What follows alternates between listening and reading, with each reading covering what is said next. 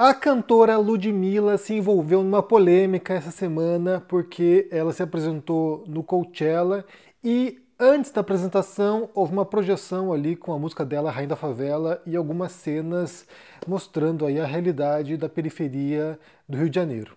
E aí, numa dessas cenas, que é uma fração de segundo, são centenas de imagens, ela botando ali cenas, sabe, de pessoas fazendo suas atividades, trabalhos, pegando ônibus, viatura, moto, policial, helicóptero da polícia, grafites no geral, pichações, imagem da Marielle, imagem de Deus acima de tudo, ou seja, mostra um monte de cenas da periferia, e uma dessas cenas que aparece por uma fração de segundos é uma cena na qual aparece a frase, né, uma pichação, um grafite, dizendo o seguinte: só Jesus expulsa o tranca-ruas das pessoas. E aí isso gerou um tremendo bafafá, porque as pessoas estão acusando agora de intolerância religiosa. Inclusive, um deputado estadual entrou com uma denúncia no Ministério Público exigindo a retirada do trecho, alegando ser um preconceito contra as religiões de matriz africana. E aí eu quero ler a resposta da Ludmilla, porque ela resolveu não pedir desculpas, ela resolveu explicar aqui a situação, e eu quero ler para vocês aqui, depois vamos pensar algumas coisas sobre essa situação, que me parece um tremendo exagero, mas a gente vai ver aqui na resposta da Ludmilla. Ela diz o seguinte: quando eu disse que vocês teriam que se esforçar para falar mal de mim, eu não achei que iriam tão longe. Hoje tiraram do contexto uma das imagens do vídeo do telão do show em Rainha da Favela, que traz diversos registros de espaços e realidades a qual eu cresci e vivi por muitos anos, querendo reescrever o significado dele e me colocando em uma posição que é completamente contrária à minha. Rainha da Favela apresenta a minha favela, uma favela real, nua e crua, onde cresci, mas infelizmente se vive muitas mazelas. Genocídio preto, violência policial, miséria, intolerância religiosa e tantas outras vivências de uma gente que supera obstáculos, que vive em adversidades, mas que não desiste. Isso passa por conviver em um ambiente muitas vezes hostil, onde a cada esquina você precisa se deparar com as dificuldades da favela. Meu show começa com uma mensagem muito explícita, que não deixa dúvida sobre nada.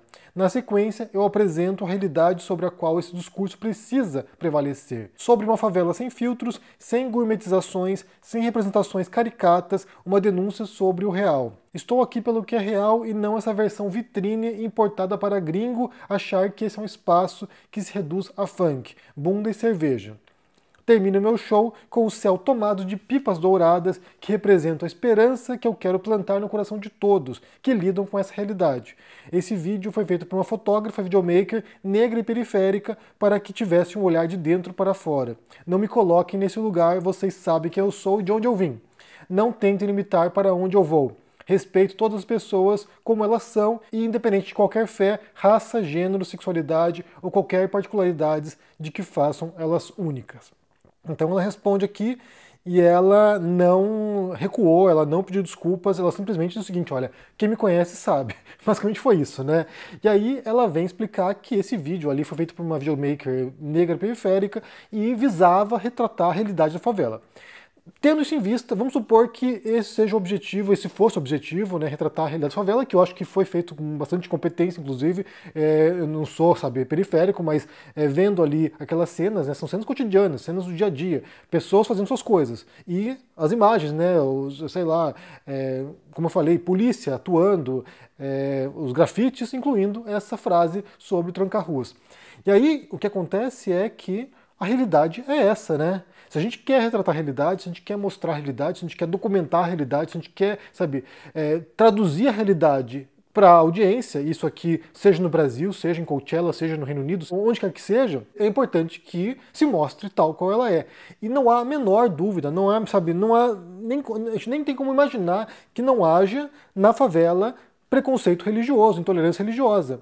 Até porque as vertentes evangélicas são as que mais crescem e são as que mais propagam intolerância religiosa contra outras religiões, incluindo religiões de matriz africana. Então, assim, a frase, nesse contexto que é mostrado naquele vídeo, né, se você assistiu o vídeo, é até interessante, assim, tem muitas cenas interessantes, embora seja difícil você pincelar uma coisa ou outra, porque é muito rápido, mas a patrulha, a galera que fica fiscalizando a vida alheia, porque é isso que aconteceu ali, né?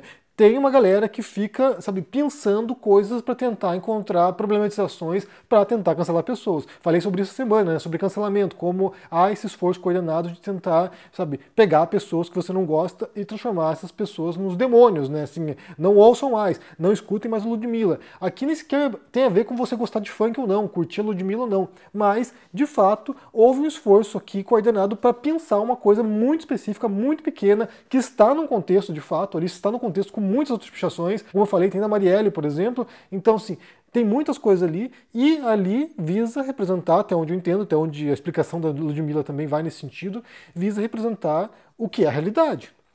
E há intolerância religiosa. Na medida em que há o crescimento de vertentes evangélicas, há também o crescimento de visões intolerantes em relação a outras religiões, como eu falei, incluindo de matriz africana. Então, você mostrar o mundo como ele é, não significa que você esteja compactuando com aquilo. Aí entra uma ressalva, né? Porque a gente sabe que a Ludmilla é evangélica. Então a gente sabe disso, tanto que notícia desse ano aí, que ela deu de presente uma igreja para uma pastora. Então, sim, ela é uma evangélica e poderia ser que subjacente a isso, né, a esse vídeo, houvesse uma mensagem ali de repúdio a isso. Pode ser que haja, né? Não sei se é o caso. Se ela teve interferência ou não na produção desse vídeo, pode ser que tenha a ver com isso, mas eu suspeito que não. De qualquer modo, retratar a realidade não significa compactuar com aquilo. Se você tem um filme, por exemplo, um documentário que mostra a vida na periferia e a brutalidade policial na periferia, não quer dizer que aquele documentarista está compactuando com a violência na favela, com a violência policial. Se ela mostra um carro, Deus acima de tudo, sabe, que é o slogan do Bolsonaro, né, da campanha do Bolsonaro, não quer dizer que ela compactue com as ideias do Bolsonaro. Se ela mostra uma imagem da Marielle Franco, não quer dizer sequer que ela seja eleitora ou apoiadora, ou fosse apoiadora da Marielle. Então, assim, retratar o mundo não quer dizer que você esteja compactuando. Inclusive, aqui até vale voltar um pouquinho, porque semana passada o Wagner Moura estava promovendo o filme novo, Guerra Civil, que eu não vi ainda, mas parece ser muito bom, e ele estava falando sobre Tropa de Elite, né? Estava no Podpah e perguntado sobre isso, ele falou sobre como ele achava que, como qualquer outra obra de arte, como qualquer outro filme, a obra é polissêmica. Então, assim, cada espectador vai interpretar de um modo, e ele não entendia a obra Tropa de Elite, né? Que mostra lá o Capitão Nascimento, que se tornou meio que um ícone bolsonarista, virou, sabe, um bordão público, pede para sair e assim por diante. Foi um fenômeno midiático na época. E aí ele dizia que ele não enxergava o Tropa de Elite como se fosse um filme apologista da violência, da brutalidade policial, da tortura policial e talvez como uma denúncia, né? Ele visse como uma denúncia. E aí vai no mesmo sentido aqui. Você tem um filme, um livro, né, que é o livro que dá origem ao filme, você tem um livro e um filme que retratam uma realidade, que é a realidade do BOPE, que é a realidade de uma força especial, uma força-tarefa especial para invadir favela no Rio de Janeiro. E essa força policial é brutal, é violenta, tortura cidadãos, aterroriza a população, e aí você retratar aquilo, até que ponto que aquilo ali seria, sabe, um reforço daquela mensagem, ou, sabe, um apoio àquela mensagem, ou uma denúncia, ou simplesmente um retrato daquilo.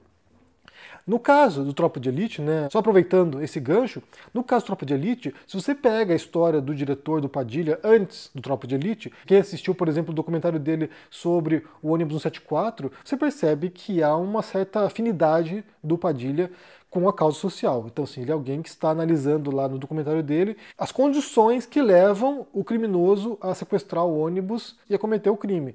Então, não me parece alguém que fosse muito insensível a essas causas. Não parece alguém que não estivesse sintonizado com o que acontecia. Me parece alguém que estava olhando aquele cenário, inclusive denunciando no documentário a ação policial que levou à morte de uma passageira. Então é óbvio que as obras são polissêmicas, como diz Wagner Moura, então assim, cada pessoa vai ver esse vídeo da Ludmilla, ou vai ver o Tropa de Elite, ou vai ver qualquer outro filme que seja, e vai poder extrair muitas interpretações a partir daquilo, e muitas vezes interpretações a partir da sua própria vivência, mas não quer dizer que a produção tenha esse viés ou não. Não quer dizer que o vídeo da Ludmilla tenha esse teor de intolerância religiosa, até porque o trecho é minúsculo no vídeo, né? Tem muita coisa acontecendo ali, e nem quer dizer que o objetivo do Padilha fosse compactuar com violência policial e com violência do BOPE.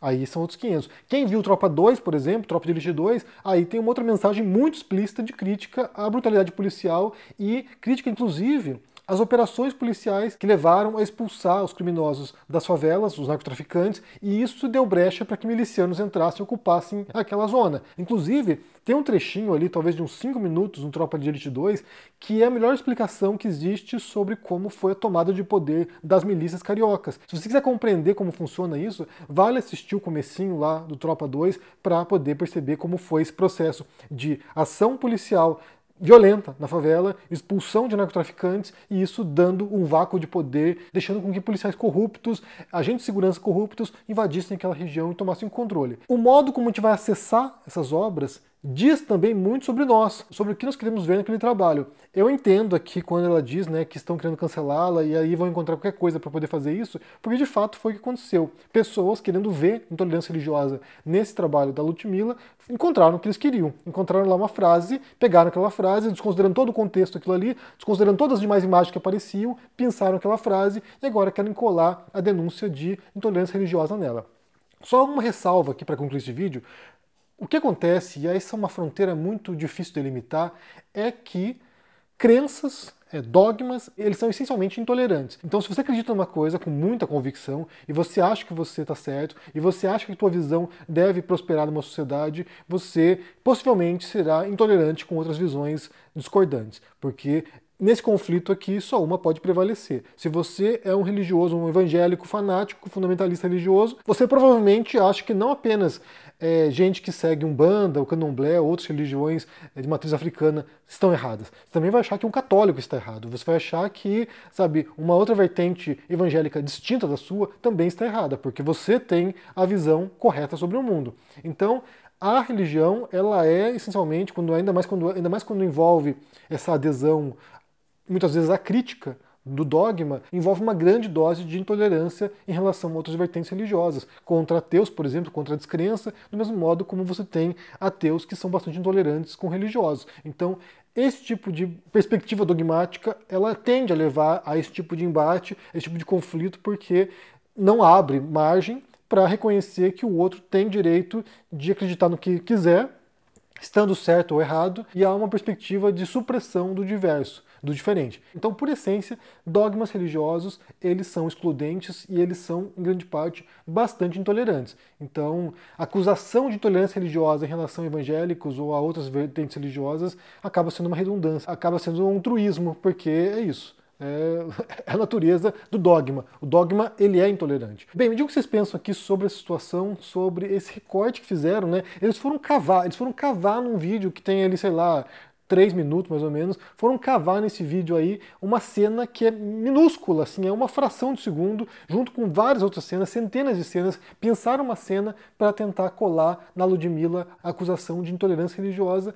e me parece muito ruim, me parece, sabe, forçar as tintas de fato. Não sei se ela é intolerante religiosa, realmente não sei, mas nesse clipe em particular, projetado lá em Coachella, é forçar as tintas demais, é forçar demais mesmo. E ela ainda faz uma observação, né, que o objetivo dela é mostrar a realidade e a cultura da periferia muito além da bunda, do churrasco, não sei o que, da cerveja. E eu não sei se ela consegue isso, né? Na verdade, a música dela é Foca no Meu Bumbum. Então, assim, tudo foca, né? Foca no meu bumbum. A música dela é essa, né? Então, assim, então me parece que ela esteja querendo fugir muito do estereótipo da bunda. Mas, bem, ela pode se reinventar como artista também, pode ser que ela tenha outras produções aí artísticas que eu não conheça, né? Outras músicas que eu não conheça, que vão nesse sentido de denúncia, de retratar a realidade, mas pode ser que ela seja o projeto dela de fato, eu não sei. E bem, me diga o que vocês pensam aqui no comentário desse vídeo, deixa o joinha, se inscreva no canal aqui, ativando o sininho, isso é muito importante para ajudar aqui no engajamento, se torne um membro do canal para dar uma força e também espero você no dia 4 de maio para participar da minha oficina de escrita lá em São Paulo. Eu vou deixar para você na descrição aqui o link para você se inscrever na oficina. Vai ser bem legal, a gente vai poder trabalhar com texto, desenvolver as suas técnicas de escrita, de contar histórias. Vai ser bem legal de se reunir, debater literatura. Então eu espero você por lá em São Paulo, dia 4 de maio, link na descrição aqui. Um forte abraço para você e se cuide. Tchau!